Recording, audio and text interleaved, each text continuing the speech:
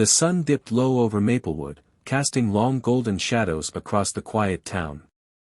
At the edge of a bustling park, Max, an old golden retriever with fur touched by years of wisdom, rested under a towering oak tree.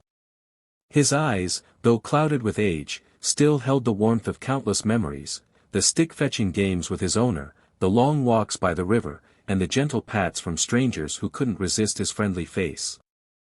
But now, Max's days were slower. His joints ached, and his energy waned, but his heart had never been stronger. One chilly autumn evening, as Max ambled toward the park's edge, something caught his attention, a faint, desperate meow hidden beneath the rustling leaves. His ears perked up, and despite the stiffness in his legs, he followed the sound. There, tangled in a rusty wire fence, was a small gray kitten. Her fur was matted, her tiny body trembling with fear and exhaustion. She must have been there for hours, maybe longer, and her soft cries pierced the quiet evening air. Max knew fear when he saw it. He'd been young once, reckless, and had gotten himself stuck in more than a few tricky situations. But this kitten. She was alone. Max nudged closer, careful not to scare her further. His warm, wet nose touched her side gently, a silent promise, "I'm here. I'll help you." But Max had no hands to untangle her, no tools to cut the wire. His heart raced. He barked, a loud, booming sound that echoed through the empty park. Once. Twice. Again and again. But no one came. The kitten's cries weakened.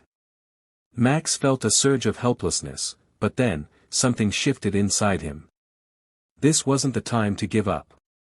With determination he hadn't felt in years, Max sprinted, well, as fast as his old legs would allow, toward the nearest house. He barked at the door, scratched at the porch, his heart pounding louder than his voice. Finally, the door creaked open, and a young boy, no older than 10, peeked out. It was Sam, Max's neighbor, who'd often shared scraps of his lunch with him. "Max? What's wrong, boy?"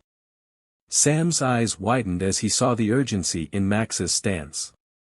Max barked again, turning back toward the park, glancing over his shoulder to make sure Sam followed.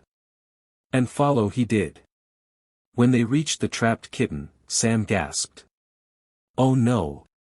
He knelt beside her, carefully unwinding the sharp wires. The kitten whimpered, but Sam whispered softly, calming her as he worked. Finally, the kitten was free. Sam cradled her in his arms, her small body fitting perfectly against his chest. Max watched, his heart swelling with relief. The kitten looked up at him, her wide, grateful eyes meeting his tired, gentle ones. In that moment, an unspoken bond formed, one born not of shared species, but of shared struggle and compassion. Sam took the kitten home, nursing her back to health. But Max visited every day, his tail wagging, his old bones moving a little easier each time he saw her brightening eyes and growing strength. Weeks passed,